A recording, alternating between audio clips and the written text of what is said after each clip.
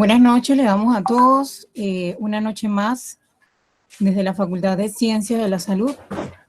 Vamos al el casi ya último, el penúltimo día de nuestra cuarta jornada de actualización en seguridad y salud ocupacional. Le damos nuestra cordial bienvenida a todos. Hoy tengo el agrado de presentar al expositor, es docente de la casa, mi fiel compañero en todo lo que es la parte académica de la licenciatura en seguridad y salud ocupacional, el profesor magíster Michael Valdés. Va a hablarnos el día de hoy con competencias de los profesionales en seguridad y salud ocupacional. Él es licenciado en seguridad y salud ocupacional, especialista en docencia superior, posee una maestría en prevención de riesgo y ambiente, director general de Chet Consulting, empresa consultora que integra safety en personas generando valor organizacional de cultura preventiva, interdependiente y sostenible. Así que tengo el honor de presentarles ante ustedes un excelente profesional. Así que, profe, puedes iniciar cuando quieras. Pues muchas gracias, Lourdes. Muy buenas noches a todos. En esta ocasión, pues no como moderador ni compañero, sino como expositor, pues tengo el agrado de compartir con ustedes un tema que muchas veces genera controversia, genera debate entre los profesionales, y es que cuando hablamos de competencia de los profesionales, sobre todo en esta área, pues tiende a hacerlo, ¿no? Entonces, pues en esta ocasión pues, me gustaría poder compartir digamos que algunos conceptos pues adquiridos prácticamente con la experiencia durante el desarrollo de las actividades en diferentes organizaciones durante alrededor de 10 años, ¿no? Entonces, creo que para entrar un poco más en el tema debemos poder desarrollar qué es competencia, ¿no? O qué significa ser competente, ¿no?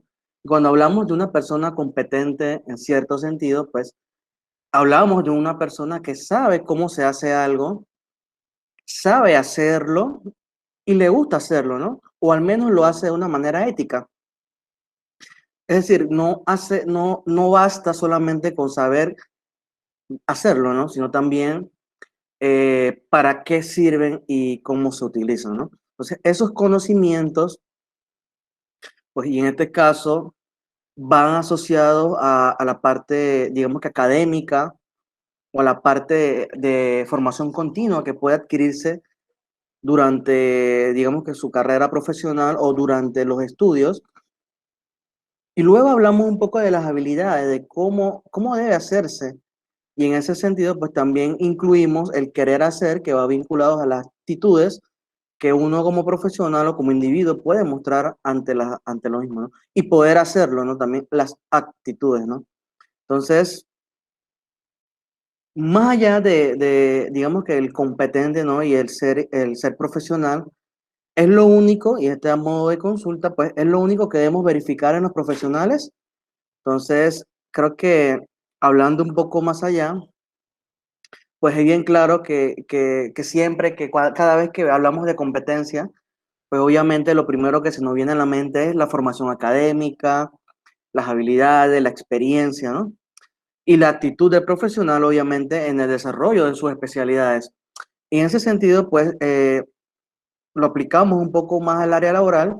En mi percepción muy personal, lo he considerado, lo he denominado en cuatro áreas, que es, en este caso, pues, la formación académica, la habilitación profesional, la experiencia y las habilidades, ¿no? Que es prácticamente lo que vamos a ir desarrollando durante esta presentación. Entonces, es importante, ¿no? Que todas estas se integren en el individuo y él como profesional pueda realizar todas sus actividades de cara a esta especialidad de la manera más eficaz y eficiente y logrando o buscando siempre el objetivo, que es lo que como profesionales nos determina, que es evitar accidentes o evitar la generación de enfermedades ocupacionales en los centros de trabajo, ¿no? Entonces, para eso, pues, y plantearnos unos requisitos mínimos, debemos partir considerando la legislación, y en este caso, pues, la legislación vigente en Panamá, que nos habla de cuáles son las figuras hablando específicamente en la parte profesional, que avala las normativas locales y en este caso, pues, cuál es el alcance de las funciones o responsabilidades que como profesionales tienes, ¿no? Y aquí hago énfasis que no existe localmente una normativa que nos hable específicamente de las responsabilidades a nivel de todas las organizaciones, sino, o de una actividad en específico, sino que habla de figuras muy puntuales que se ven sobre todo vinculados en la industria de la construcción. Entonces, siendo así, pues nos referimos inicialmente al decreto ejecutivo número 15 del 3 de julio del 2007, que en su artículo número 8 nos establece las funciones del oficial de seguridad. Y en este caso, pues, es una figura más que todo asignada por parte de la entidad gubernamental, en este caso, el Ministerio de Trabajo, que asigna un oficial de seguridad o esta figura a cada obra y que debe cumplir con un perfil. Y en esto, pues, debe poseer una experiencia, una formación profesional especializada que lo clasifique o califique, disculpen, para cumplir con sus atribuciones. Y entre ellas, de preferencia, al menos habla de una licenciatura en seguridad ocupacional, higiene y salud en el trabajo, ¿no? Sin embargo, pues al momento del establecimiento de esta normativa, ya existían profesionales en el área de seguridad y salud ocupacional. Sin embargo, de alguna manera considera a profesionales de otras disciplinas o también incluye, por razón, digamos, que de la experiencia que tenga en esta materia, profesionales, por ejemplo, en técnicos de edificaciones, ingeniería civil, arquitectura, entre otros, ¿no? Entonces, si bien es claro, y debemos recordar el por qué surgió esta figura, y es que en el año 2017, en 2007, ahí está errado, 2007, hubo un accidente fatal que fue en la industria de la construcción, precisamente en el área de Punta Paitilla, en donde un winche o un ascensor de carga cayó y en ese accidente murieron alrededor de 13 personas. Entonces, muchas de estas normativas fueron reguladas de manera urgente, ¿no? Entonces, esta figura se contempló sin muchas veces haber considerado, por lo menos los gremios de los profesionales que en Panamá hoy en día existen, ¿no? Y existía también en su momento. Entonces, esta figura es la responsable de garantizar el cumplimiento de los aspectos de seguridad y salud por parte, digo, asignado por parte del Ministerio de Trabajo en la industria de la construcción, ¿no? La otra figura que se determina y que también está vinculado a la industria de la construcción es el coordinador de seguridad, que está establecido en el decreto 2 del 15 de febrero del 2008. Y en esta habla que el coordinador de seguridad es una figura que debe asignar la promotora, el dueño del proyecto, y debe instalarse en el proyecto para poder coordinar todas las actividades preventivas, para que supervise y verifique el cumplimiento de todos los parámetros establecidos en el estudio de higiene y seguridad y salud, que es una de las documentaciones exigidas para poder desarrollar proyectos a nivel de construcción, el plan de seguridad, salud e higiene, y que gestione el plan de seguridad y salud e higiene en ese proyecto en específico, ¿no? Y en este caso hace énfasis en la figura del coordinador que hace un párrafo transitorio que debe esa persona, digamos que en el término de 7 años contados a partir del 2008, puede o da el aval para que otras profesiones de la ciencia de la ingeniería, ingeniería civil, arquitectura, licenciatura, entre otras, que puedan ejercer la profesión como coordinador de seguridad. Es decir, desde el 2008 hasta prácticamente 2015, que se cumple ese plazo de 7 años, los profesionales de otras ingenierías o disciplinas que pudieran tener una formación académica no inferior a 200 horas, llámese diplomados, llámese cursos de especialización, pudieran ejercer la función, ¿no? Entonces, hasta el 2015, esta figura pudo estar habilitada con esos profesionales que, entendiéndose, pues debieron haberse formado académicamente en ese plazo, ¿no? Para seguir ejerciendo la profesión. Posteriormente, pues también se establece en ese mismo decreto se establece la figura del responsable de seguridad de la empresa, ¿no? Y en este caso hace énfasis que, bueno, este profesional debe ser panameño, debe tener experiencia especializada para calificarlo en este puesto y que ostente pues una licenciatura en seguridad y salud ocupacional o un grado técnico en la materia, es decir, considera técnico, licenciaturas, incluso especializaciones, ¿no? Y entre algunas otras, digamos que conocimientos en el sector de la construcción, ¿no? Entonces, esa persona, igualmente, así como fue la figura del coordinador, se le permitió ejercer durante 7 años, hasta el 2015, digamos que esa es la fecha límite, a ejercer, en este caso, con una formación especializada, cursos o diplomados, que no fueran menores a 100 horas, ¿no? O sea, que estas personas pudieran ejercer, si pudiese tal vez tener un conocimiento empírico, una experiencia de años desarrollando actividades como preventivas en el sector de la construcción, y pues igualmente se le daba este plazo para que pudiera, digamos que, adquirir su formación académica, ¿no?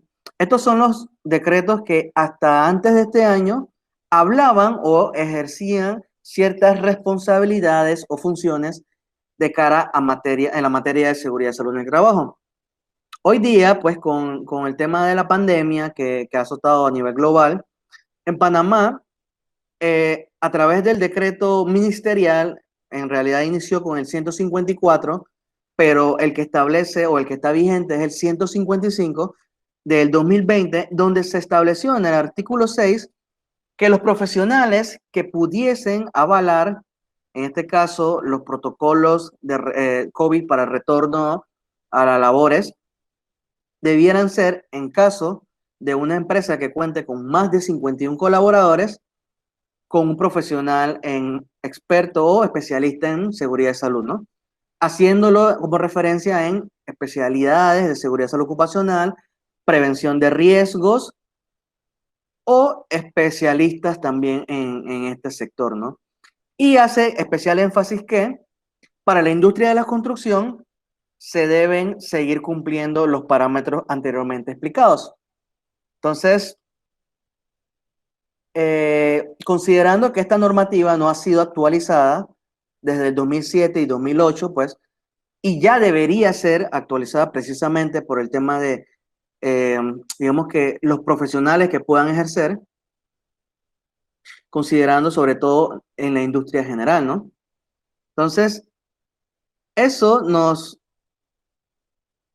trae a colación, pues, una necesidad actual o una reflexión de qué cosas debemos conocer o debemos saber como disciplina y qué otras cosas debemos considerar como profesionales en el sector. Entonces, un poco de esto, pues, considerar que aquí en Panamá hay en la formación académica diferentes universidades que puedan desarrollar planes de estudio a nivel de educación superior que, a considerarse como a nivel técnico, deben cumplir al menos con 95 créditos o su equivalente en horas a nivel de licenciatura de 120 créditos o su equivalente en horas, y a nivel de especialización o maestría debe cumplir con un mínimo de 55 créditos o el equivalente en sus horas, ¿no? ¿Por qué le digo esto? Esta disciplina debe ser como formación a nivel superior, ¿no? Y esto, de alguna manera, elimina o desplaza los criterios antes descritos a nivel del sector de construcción.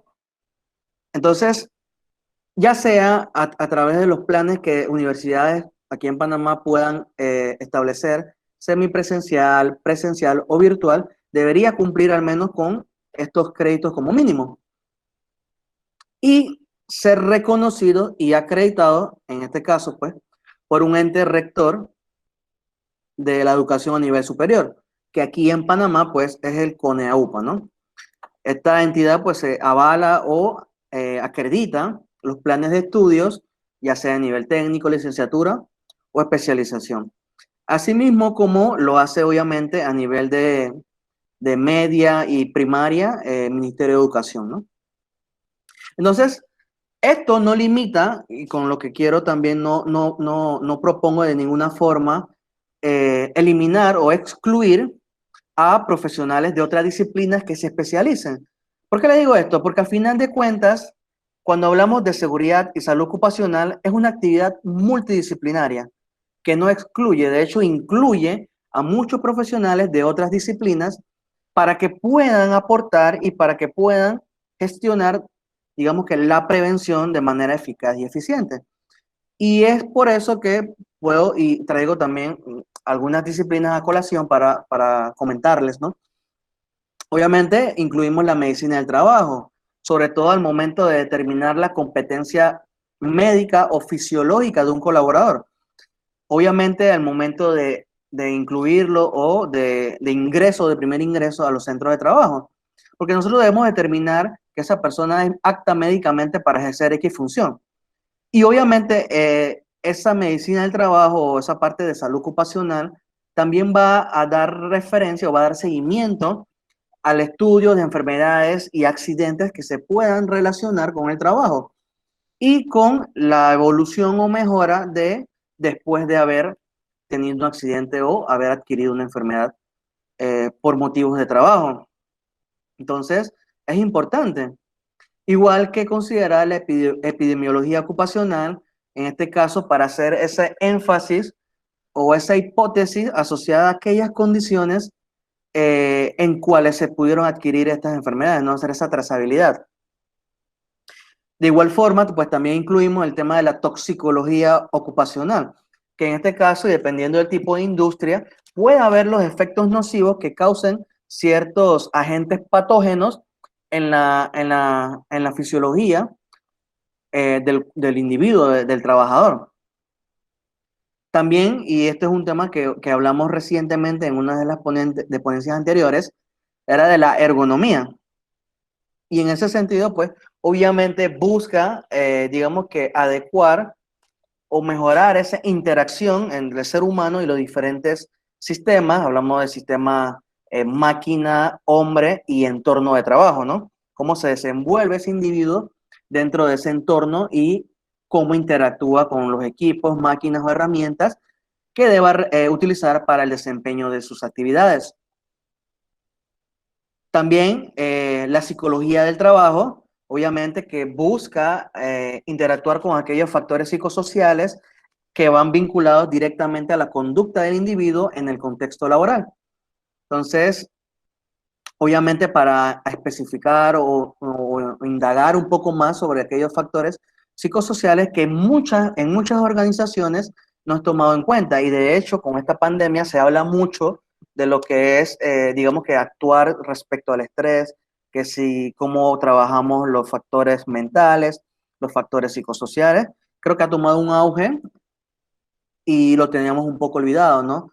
Entonces, forma parte también de esas disciplinas que aportan, así como la higiene industrial, obviamente que busca la identificación de aquellos factores inherentes al entorno de trabajo, específicamente, digamos que los factores físicos, como lo son, digamos que ruido, vibración, iluminación, todos aquellos factores del entorno que puedan generar, digamos que un efecto adverso en el individuo.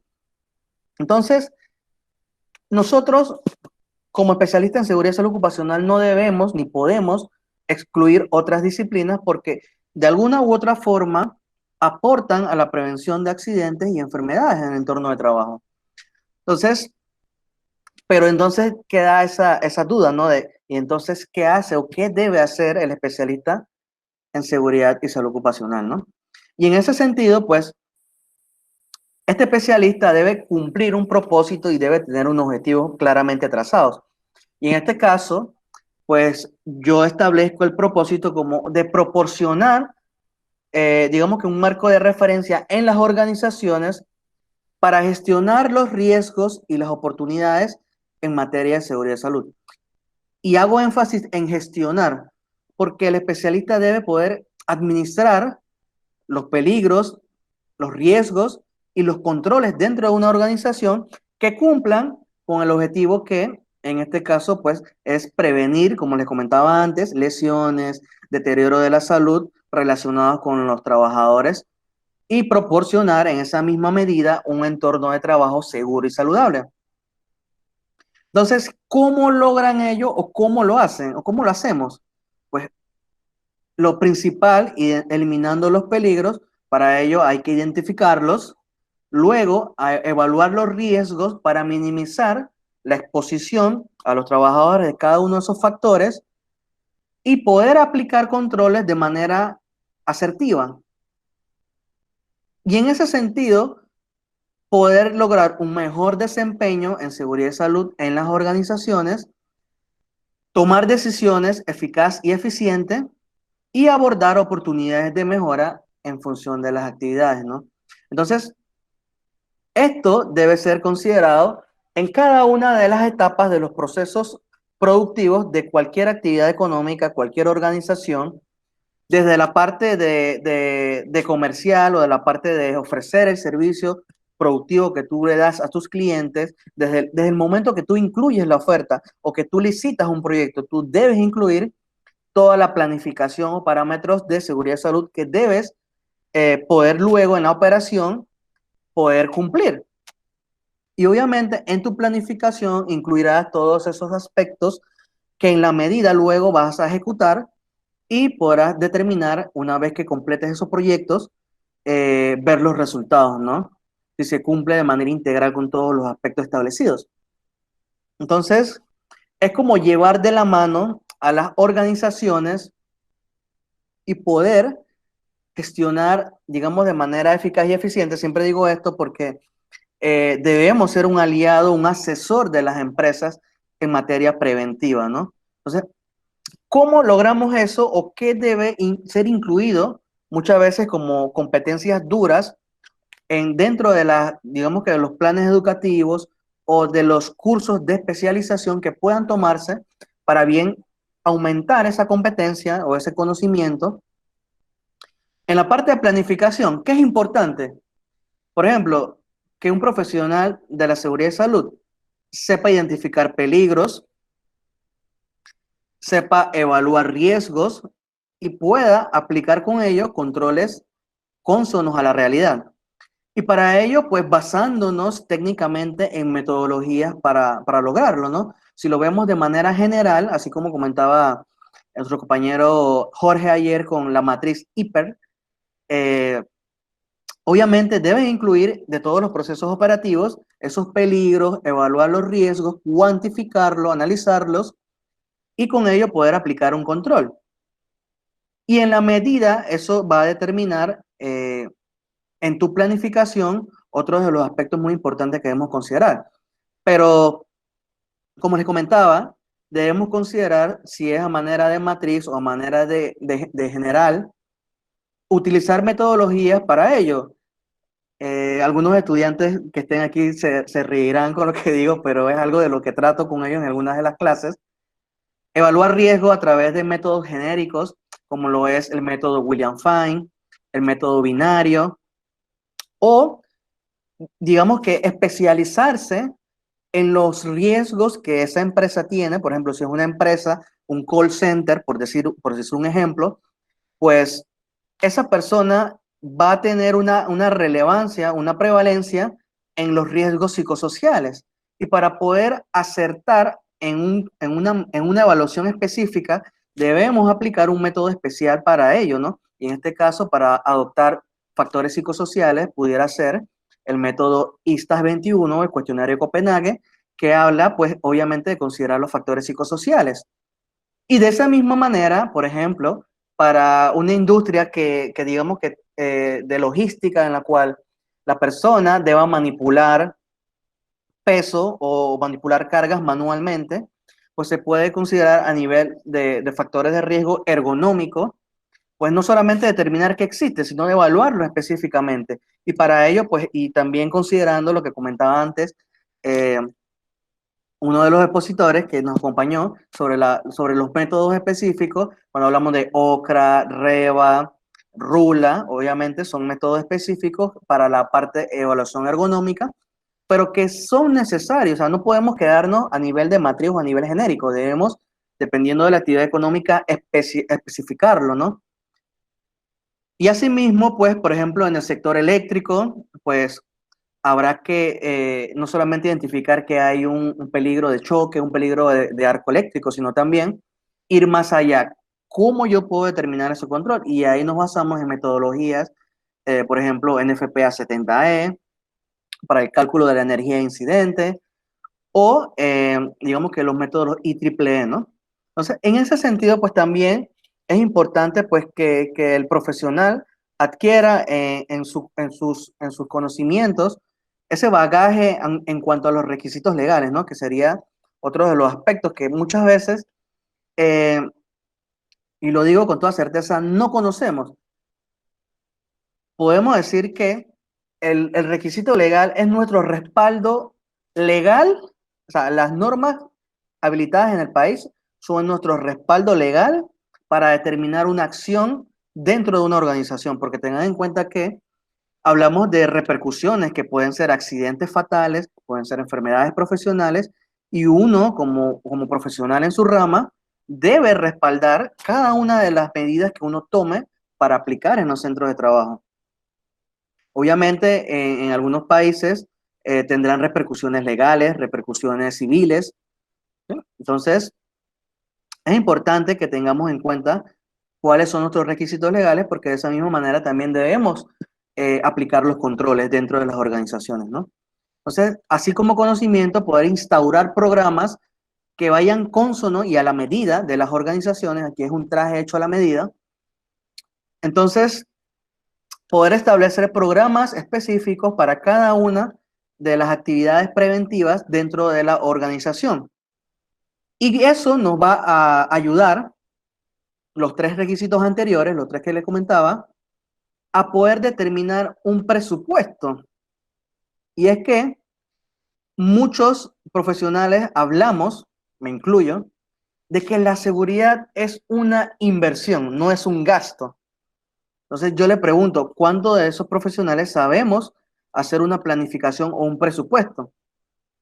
¿Cuántos sabemos? Y eso hago en referencia a una lectura que vi del amigo Pablo Pinto, que fue quien abrió esta jornada de actualización, en donde él decía, y saben qué es el BAN, saben qué es el TIR, claro, que son términos específicos eh, digamos que económicos, ¿no? A nivel de presupuesto.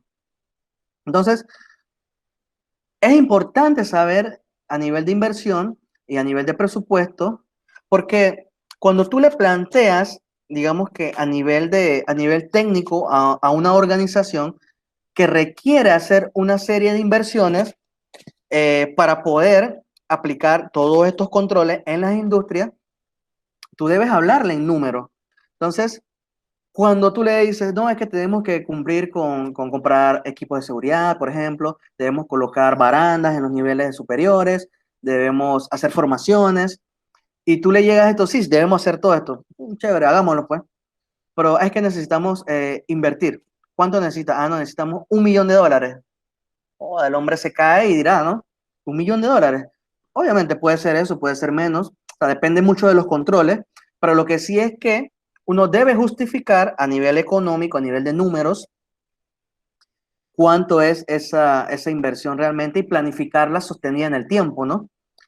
Y en ese sentido poder incluir digamos que en los presupuestos de la organización el tema de seguridad y salud, porque pasa muchas veces que estando dentro de una organización, y esto le ha pasado, me pasó a mí en algún momento en mis primeros años, y le puede haber pasado a algunos de ustedes, es que cuando vamos a hablar de controles y vamos ante la dirección y decimos necesitamos esto, y dice, ah, no hay plata. Y es precisamente por ello, ¿no? Porque uno de los conocimientos que debemos tener es poder hacer presupuestos en función de los controles que vamos a aplicar en determinados periodos de tiempo como organización, ¿no? Y esto digamos que desde el punto de vista de planificación. Sin embargo, dentro de la organización, ya dentro de la operación y de la ejecución de los procesos, debemos poder tener otras habilidades, disculpen, otros conocimientos para poder gestionar el conocimiento dentro de una organización. A través de la formación, a través de la información, poder llegarle al colaborador y en esa misma medida generar conocimiento, generar cultura, ¿no? O sea, que eso se traslade en un acto correcto, en un cumplimiento de los requisitos, en un cumplimiento de las normas, ¿no? Y en esa medida, pues poder ser, digamos que lo más acertado posible de cara a las actividades que vayan a realizar. Un error muy común es que realizamos formaciones generales, o sea, no acertamos en las formaciones específicas que realmente requiere, disculpen, ese profesional antes de iniciar su trabajo. Y aquí yo diría que como formación obligatoria, la que se le debe plantear al colaborador o digamos que se le debe dar al colaborador, debe ser específica a los riesgos inherentes a su puesto de trabajo, ¿no? Y todas aquellas que requiera para ejecutar su actividad. Entonces, es importante, digamos que, poder lograr este cometido, ¿no? Y no gastar tiempo en formaciones que no vienen al tema, que no son realmente necesarias. Porque muchas veces, por ejemplo, hablamos de, no, es que un trabajador debe tener, por ejemplo, una formación de primeros auxilios. Yo le pregunto, ¿realmente requerimos una formación de primeros auxilios para el trabajo? Si el enfoque que nosotros debemos tener es preventivo, o sea, nosotros debemos enseñarles a evitar accidentes, no cómo resolverlos una vez que pasen. Entonces, ahí sí es que entrar, digamos que con un enfoque preventivo, todas las formaciones que se den, ¿no? Enseñarles cómo se usan, cuáles son los controles que deben aplicar para su puesto de trabajo, cómo deben identificar, por ejemplo, condiciones inseguras, cómo pueden corregir, cómo pueden evaluar los riesgos. O sea, esta formación debe poder empoderar al trabajador de las herramientas necesarias para poder hacerle frente a los riesgos de su puesto de trabajo y poder ejecutar la actividad de manera segura, ¿no?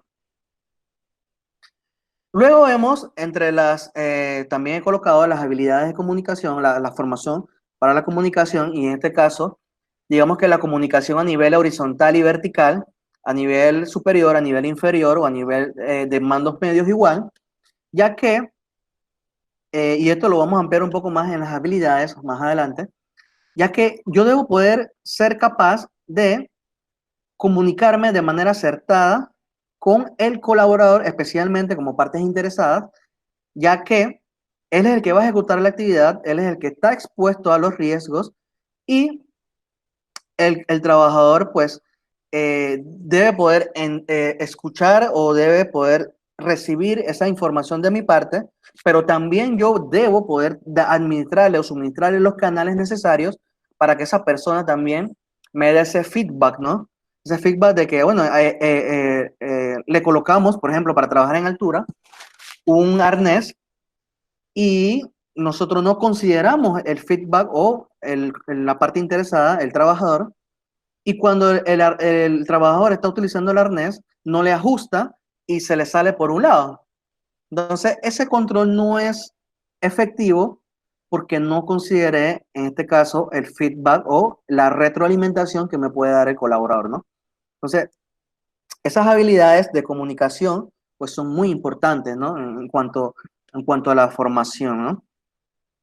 En cuanto a documentación, y aquí hago énfasis en todas las herramientas ofimáticas, no solamente en las que me generan documentación o documento físico como tal, sino poder dominar, digamos que lo básico, ¿no? Lo básico en Microsoft Office, que es utilizar Word, utilizar Excel, PowerPoint y otras herramientas más allá tecnológicas que vamos a ver más adelante también, para poder gestionar, digamos, de manera ordenada la documentación que se pueda generar en materia de seguridad. Y en este caso yo diría documentación más informativa, ¿no? Porque la documentación más de control y gestión yo apostaría a incluir herramientas digitales, ¿no? Luego también en la operación, antes le daba un ejemplo de la formación de primeros auxilios, eh, yo le decía que no para el trabajo, no para ejecutar la actividad. Sin embargo, sí debemos considerar una organización de actuación en caso de emergencia. O sea, sí que debemos enseñarle al trabajador qué hacer en caso de un accidente, qué hacer en caso de un sismo, qué hacer en caso de que tenga una contingencia dentro de la organización, a quién dirigirse. Es importante estos lineamientos, ¿no? Que si bien no es que vamos a ser paramédicos, pero debemos saber cómo actuar, a dónde debemos llamar, a quién debemos comunicarnos, si hay que dar una primera atención como primer respondedor, quiénes son las personas que hacen eso, si hay una brigada, a quién acudir. Eso es importante conocerlo y aplicarlo. Entonces, ya como herramienta de seguimiento, y esto lo hago con énfasis en que es parte, todo esto es parte de la gestión que uno realiza en materia de seguridad y salud ocupacional como profesional. Y luego está el seguimiento. Y el seguimiento, en ese sentido, establecemos los KPI o indicadores de rendimiento establecidos precisamente para poder determinar si vamos bien o vamos mal. Como quien dice, ¿no? Lo que no se mide, ¿cómo sabemos que va bien o va mal, ¿no? Entonces, en ese sentido, nosotros debemos saber establecer indicadores, ya sean reactivos o proactivos, o ambos. Yo siempre recomiendo utilizar, además de los indicadores reactivos, indicadores proactivos. ¿Qué pasa? Tenemos ese mal enfoque, o por lo menos yo, de que la gestión de la seguridad y salud es la única que medimos digamos que por los fallos. Entonces, tendemos únicamente a decir, no, es que no tuvimos accidente y por eso estamos bien. Y pasa en muchas organizaciones que establecen en sus comunicados, este año no tuvimos accidentes y ponen en minúscula o bien chiquitico, accidentes incapacitantes, ¿no? Entonces, generamos en la cultura el pensar que el accidente incapacitante no debemos reportarlo, ¿no? O no consideramos eso en la gestión. Entonces, los indicadores deben poder incluir los indicadores reactivos, que son los básicos de siniestralidad, cuando hablamos de accidentalidad, eh, para ver la frecuencia, la gravedad, la cantidad de accidentes, cantidad de incidentes, no, lo básico. Sin embargo, debemos también incluir indicadores proactivos, ¿no? Que determinen todas esas acciones que nosotros realizamos dentro de la organización.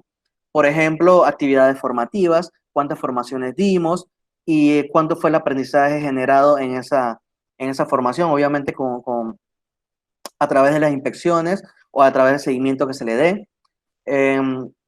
Cuántas inspecciones realizamos, y en este caso inspecciones parametrizadas, y más adelante lo vamos a ver en auditoría, en donde yo establezco los parámetros mínimos de cumplimiento para cada uno de los procesos y le doy seguimiento en la operación para poder identificar si los controles que yo he planificado están siendo cumplidos a cabalidad, si hay una oportunidad de mejora en ese mismo sentido. Y todos esos datos, incluyendo los datos de incumplimiento, me van a mí generar una base de datos, y esa base de datos me va a ser funcional para poder determinar planes de acción correctivos que vayan en función de los accidentes generados o las causas de los accidentes generados, eh, que vayan en función de los incumplimientos que están teniendo los colaboradores en materia de seguridad en distintos procesos o actividades o áreas de trabajo, y me va a determinar en ese sentido cómo yo puedo también establecer planes de acción preventivo. Es decir, si vemos ciertos comportamientos a través de, por ejemplo, los incidentes, yo puedo establecer un plan de acción que sea funcional y me erradique la probabilidad de que ocurra un accidente obviamente antes de que pase, ¿no? Entonces, toda esa base de datos que yo establezco, yo debo tener indicadores de rendimiento específico, ¿no? Y obviamente esos indicadores se derivarán de otros, ¿no?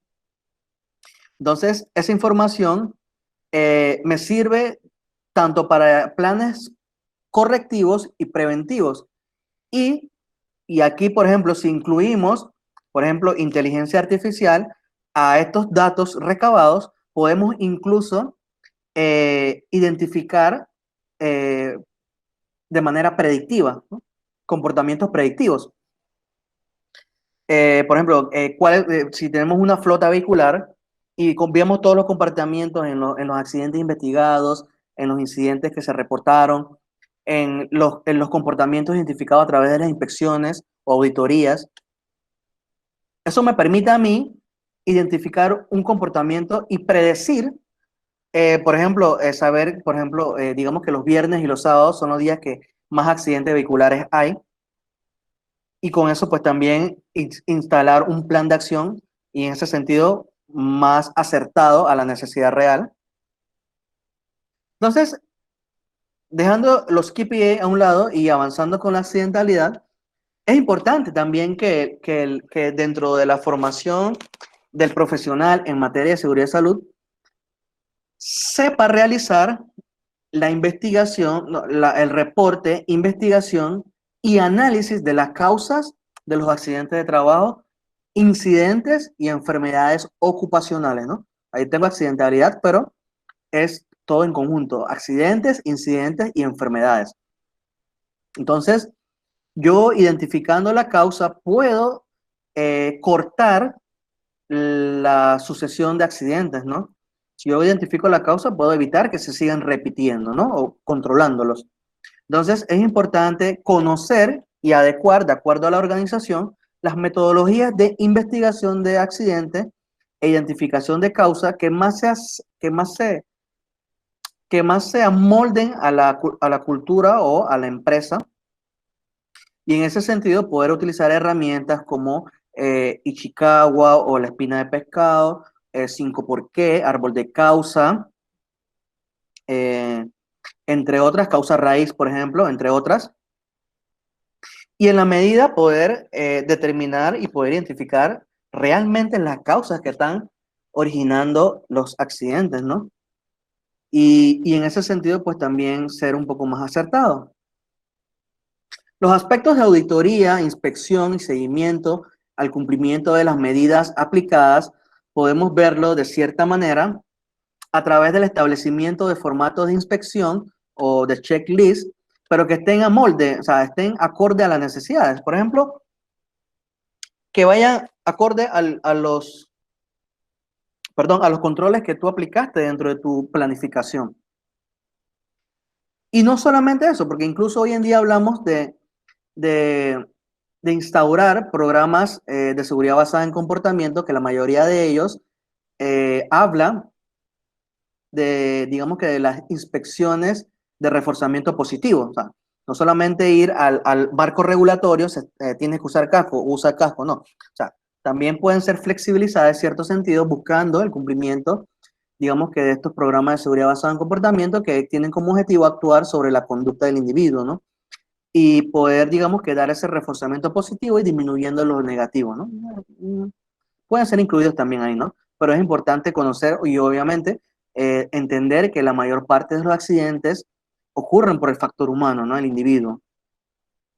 Y todo lo anterior me permite a mí tener un bagaje de información para poder aplicar mejoras en los procesos de trabajo, ¿no? La mejora continua en ese sentido, ¿no?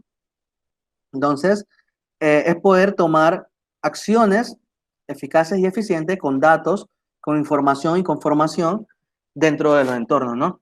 Y todo eso, obviamente, volcarlo a lo que hoy en día conocemos como la industria 4.0, que es prácticamente la inclusión o la integración de las competencias digitales, y esas yo las coloco aquí, porque cuando hablamos de formación a nivel superior, no solamente hablamos de que en las universidades o en los cursos se aprende, digamos que la parte técnica, que es lo que yo les he explicado hace un momento, bajo mi concepto, ¿no? Entonces, también se aprende otras, digamos que otros conocimientos que uno de ellos, debe ser así, o sea, debe porque Hoy en día vivimos en una industria 4.0 en donde se integra la inteligencia artificial, la realidad virtual, la realidad aumentada, la nube, el Internet de las cosas, y pues tenemos a la mano todo desde un dispositivo móvil. Entonces, en ese sentido, yo integraría estas competencias a cada uno de los conocimientos que debemos como profesionales tener en las diferentes organizaciones. Y muchos, por ejemplo, muchos de los puestos de trabajo hoy en día, apenas tú entres en un trabajo, te dan un teléfono celular, y con ese teléfono celular tú puedes incluir los formatos de inspección, por ejemplo, para que las verificaciones antes del inicio del trabajo lo hagas ahí, y eso te llega directamente a tu base de datos que es en la nube, y puedes actualizar tus indicadores de comportamiento de manera inmediata, por ejemplo, cómo se integra, que las formaciones sean también virtual o que sean virtual de manera asincrónica, es decir, tú grabas instrucciones o las das en vivo de manera sincrónica, que puedas integrar todos tus dispositivos a diferentes controles dentro de la organización, que es algo de lo que, bueno, veíamos hace un poco y se integra un poco con la inteligencia artificial, que era uno de los temas que, bueno, tocaba al inicio de esta semana la ingeniera Elizabeth. Y bueno, y también el uso de la nube y la inteligencia artificial, que lo veíamos con el ingeniero Mario hace 2 días. Entonces, ¿cómo podemos aplicar también la realidad virtual, que es uno de los temas, bueno, y en esos temas de las competencias digitales, pues mañana ampliará el compañero eh, bueno, que le toca mañana, en este caso que es Rogelio, y va a hablar un poco de las tecnologías aplicadas a la seguridad de salud, ¿no? Pero en este caso, pues solamente dejarlo hasta que se puede aplicar realidad virtual a las formaciones, a todas esas formaciones o entrenamientos que antes considerábamos prácticos, podemos integrar realidad virtual y hacer esa parte práctica a nivel de tecnología, ¿no? Y la realidad aumentada, pues también a nivel de inspecciones, verificaciones y demás, ¿no? No sé, eso es un poco de lo que, bueno, a nivel de formación académica, sé que el tiempo va un poco, me ha adelantado, me ha atrasado un poco, pero eh, bueno, otro de los espacios importantes que hay que considerar es la habilitación especial. Y en este caso, cuando hablamos de habilitación especial, es que varias profesiones están reguladas a nivel de país. Por ejemplo, la medicina, tú solamente puedes ejercerla en tu país. Pues, ¿por qué no la idoneidad para esta profesión? Si hablamos de vidas, hablamos de personas que pueden morir realizando su trabajo o personas que pueden enfermarse. Entonces, eso, en este caso, regular la práctica de la profesión a nivel de gestión al menos, pues busca, eh, digamos que generar una ética profesional, porque si no, cualquiera ejerce y hablamos de que no le da el sentido común o no cumple los objetivos que antes hablábamos de evitar accidentes y enfermedades, ¿no? Aquí en Panamá, desde 1988, la profesión de salud ocupacional está regulada a través del Consejo Técnico de Salud del Ministerio de Salud de Panamá, y en el caso de las ingenierías de prevención de riesgos, están avaladas desde 2009 su idoneidad a través de la Junta Técnica de Ingeniería y Arquitectura. A este punto no voy a ondear más en ello, pero sí es importante tener en cuenta que si hay una regulación que respalda tu formación académica y tu profesión, pues te genera una ética profesional al momento de desarrollar tu actividad dentro del centro de trabajo. Y obviamente si tienes el riesgo de que te quiten tu idoneidad para ejercer tu profesión, pues uno va a ejercer de manera más ética, ¿no? Otro de los aspectos es la experiencia, que hablábamos también, comentaba al inicio, y obviamente hay que considerar, ¿no? Hoy en día vemos muchas personas con muchos años de experiencia, no necesaria de manera cuantitativa, eso dice que puedes desarrollar o puedes ejercer de manera eficaz y eficiente, ¿no? Pero también vemos la experiencia a nivel cualitativo, ¿no? ¿Qué tipo de proyectos has ejecutado y cuáles han sido los resultados de esa experiencia, de esa participación? Y en la medida de la experiencia me va a aportar para poder desarrollar, digamos que, eh, trabajos o mayor cantidad de trabajos de manera más eficaz, ¿no? Entonces, no necesariamente un recién graduado tiene todas las experiencias y eso es eso es muy acertado, pero en la medida que vaya desempeñándose, pues obviamente va a ir adquiriendo al momento de ejecutar muchas de las tareas que antes comentaba también, y eso le va a dar la oportunidad de poder aplicar cada vez más dentro de la organización. Y obviamente, y adelantándome un poco, eh, eso se complementa con las habilidades, porque al momento de generar experiencias, generamos aprendizajes y aumentamos nuestras habilidades, ¿no? Y en este caso hablo específicamente de las habilidades blandas o soft skills, que incluso hoy en día ha tomado más relevancia a nivel de trabajo, ya que eh, digamos que muchos profesionales tenemos las mismas habilidades duras, es decir, los mismos conocimientos a nivel académico, pero nos distingue, además de la experiencia, las habilidades que nosotros podamos demostrar en estas. De hecho, muchas grandes organizaciones multinacionales se inclinan mucho más a las habilidades blandas que podamos demostrar como profesionales. Y para mencionar alguna de ellas, la anticipación, ya que los líderes estratégicos se anticipan a los problemas, ¿no? Y es importante esto considerarlo, siendo de manera proactiva y preventiva.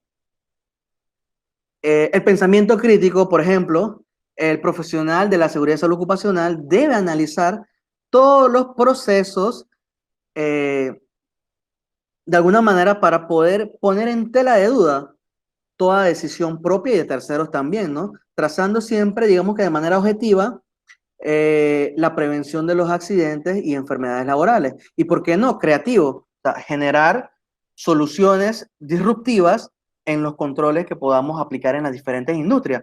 Y de eso hablábamos el primer día también con Pablo Pinto, que daba algunos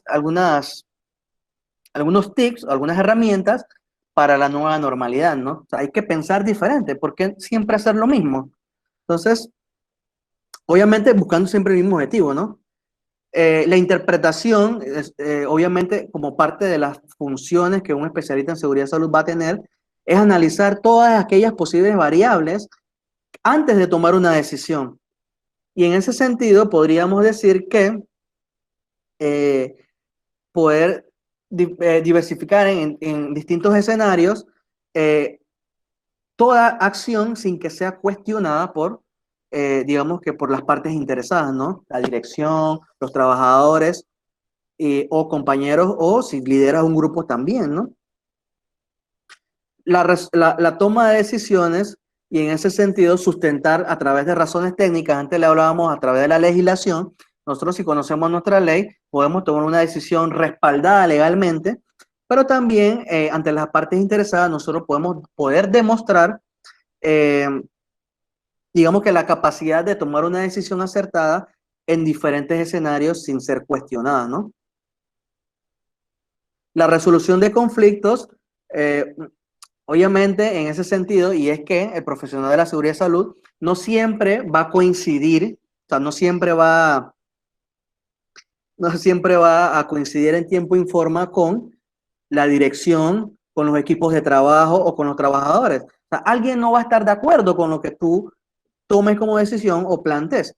Entonces, ante una toma de una decisión, el especialista debe poder alinear, conciliar y en ese sentido poder consensuar sin que eso entorpezca el trabajo y genere consigo accidentes o enfermedades. Las habilidades comunicativas las comentaba antes también, pero de hecho ya me adelanté y deberían estar acá. Entonces, la habilidad de fluidez de comunicación, de claridad en los controles, claridad en las decisiones a nivel superior o a nivel, ¿por qué?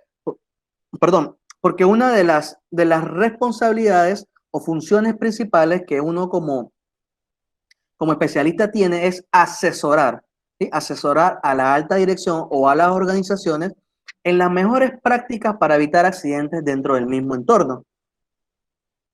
Y pues también agrego ahí el aprendizaje activo, ¿no? Esto es como la onda de la tecnología, ¿no?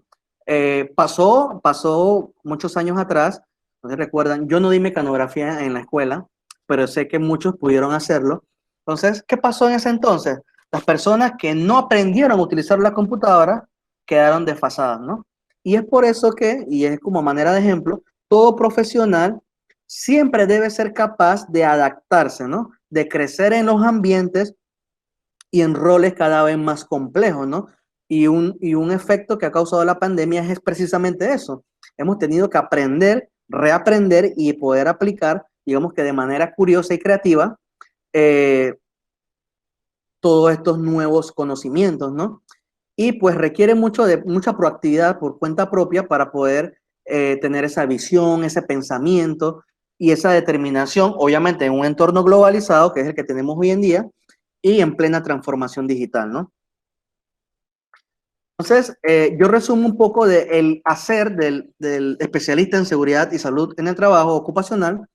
Debe ser preventivo, ¿no? En su actitud debe ser preventivo.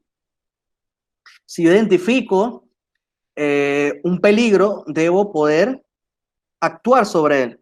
Y en ese sentido me lleva a ser proactivo, a poder aplicar un control de la manera inmediata, ¿no? Y también ser responsable, o sea, poder comunicar de los riesgos, de los cambios y de todo a nivel organizacional y a nivel, digamos que de trabajadores. Yo dejo esta imagen acá como el pensar del profesional, que la ruta correcta es la que nosotros debemos aplicar, ¿no? Hacer las cosas bien, hacer las cosas éticamente para lograr el objetivo de cero accidentes. Recuerden que el objetivo es evitar accidentes. Entonces, yo no debo considerar siquiera uno, o sea, debo ser cero accidentes. Entonces, para ello, pues hay que generar una cultura grande en la organización y evitar los atajos. Los atajos nos llevan a accidentes, a atrasos en la producción, a clientes molestos, a trabajadores accidentados y enfermos. Entonces, es hacer las cosas bien, ¿no? Entonces, pues quiero concluir, y sé que me he extendido un poco en el tiempo. eh, Vamos en dirección a un mundo cada vez más competitivo, ¿no? Y estamos inmersos en todas estas tecnologías de la información y avances que va a generar una dependencia de nosotros mismos, o sea, va a depender de qué hacemos nosotros, cómo nos convertimos en ese personal clave en las organizaciones para modelar nuestro perfil, nuestras competencias, según las necesidades de los mercados actuales. Y obviamente, cómo yo puedo contagiar de ese chip de la prevención a nuestros colaboradores y generar un estilo de vida que llegue al ADN de las personas, de los líderes y de todos los integrantes de la organización, obviamente rompiendo paradigmas y muchas veces también rompiendo esas burocracias que nos hemos encontrado muchos de los profesionales en materia de seguridad y salud ocupacional en cuanto a las políticas de empresas en función de esto, ¿no? Entonces, pues sin más que agradecer su larga espera ante esta presentación, es un poco de lo que quería pues tocarle en el día de hoy. ¿Okay? Pues muchas gracias. Profe, se emocionó el profe. Profe, gracias por su participación. Espero ahorita se abre el compás a aquellas personas que tengan algún tipo de pregunta. Lo pueden hacer como siempre en el chat de la sesión o pueden abrir sus micrófonos para poder realizar alguna consulta o un aporte a la presentación. Ahí veo que tienes, pues, felicitaciones y gracias por la participación.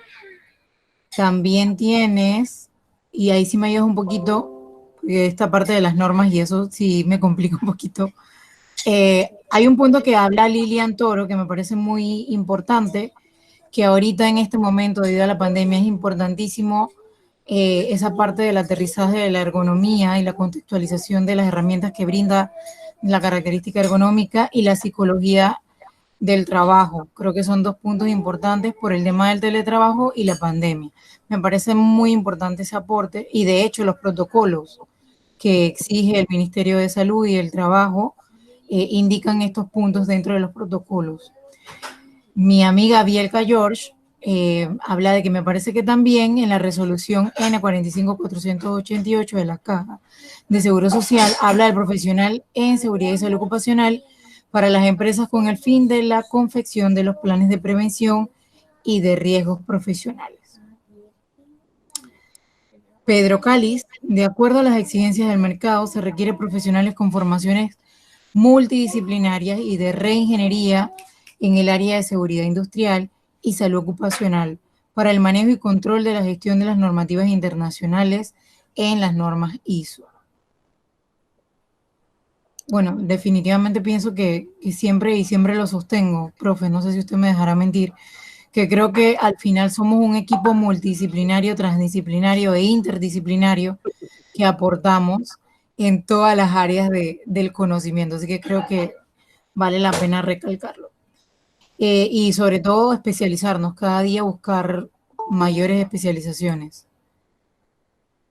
Claro, creo que soportando un poco lo que comenta la compañera Bielka, sí, que en la resolución 45.588 de la Caja de Seguro Social, al momento de establecer la gestión preventiva en las organizaciones, se establece un lineamiento en el cual el profesional que lleva la gestión, dependiendo de la cantidad de colaboradores, es un especialista o un profesional en materia de seguridad y salud ocupacional.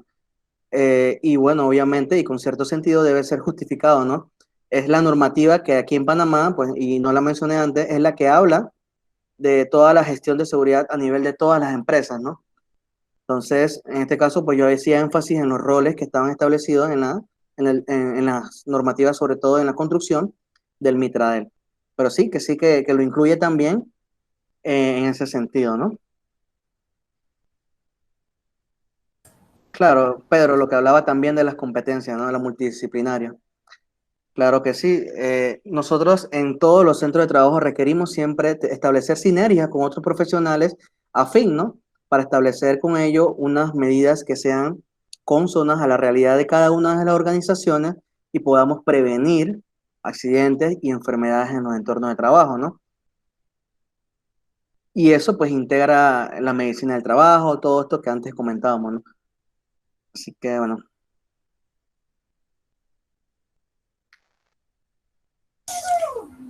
Allí nuestro estudiante Gilberto Cruz te hace una aportación. ¿Por qué no se trabaja más en las certificaciones para los que somos ISO? Ya que hay algunas actividades que se están dando en Panamá y hay cómo especializarse. Pues yo creo que hay algunos movimientos aquí en Panamá a través de los gremios que se están generando para poder, digamos que generar eh, una, un fortalecimiento en las competencias de los profesionales e integrarlo a través de los gremios, llámese ANACSOP, APROSOP, creo que también están lo de los médicos de trabajo, están la de los ergonomistas, está CISO Panamá, a todas estas gremios se han unido para poder, digamos que, generar acciones que puedan de alguna manera certificar o mejorar las competencias de los profesionales aquí en Panamá. Y no dudo que pronto, si no ya están por sacar algo que pueda generar en el beneficio de eso, ¿no? Pero es importante también, y quiero aquí aportar que nosotros cuando terminamos una carrera universitaria no dejamos, no, o sea, no debemos dejar de aprender. O sea, debemos continuamente formándonos, especializándonos, porque los conocimientos cambian, las tendencias, las tecnologías, todo cambia y asimismo los riesgos. Y este es un ejemplo que yo también doy en las clases, es que hoy en día los profesionales o los trabajadores que están en el sector de la telecomunicación ya no van, instalan a tu casa y simplemente lo que hacen ahora es van con un tablet, te colocan el equipo y te hacen todo desde el tablet. Incluso la encuesta de satisfacción, aquí firma aquí, ya está listo. Entonces, eso, que sí que es tecnología, que es innovación, también hace cambiar los riesgos. La persona está metida en un tablet, se puede caer, se puede chocar con algo. En vez de estar, por ejemplo, en la conducción, atento al vehículo, a la carretera, está atento al tablet. Todo eso cambia a nivel de seguridad y salud y en la gestión de los riesgos de cada una de las actividades de trabajo. Entonces, sí que hay que actualizarse, eso es obligatorio, especializarse en cursos, en formaciones adicionales y demás, para poder siempre estar, digamos que como profesional activo, ¿no?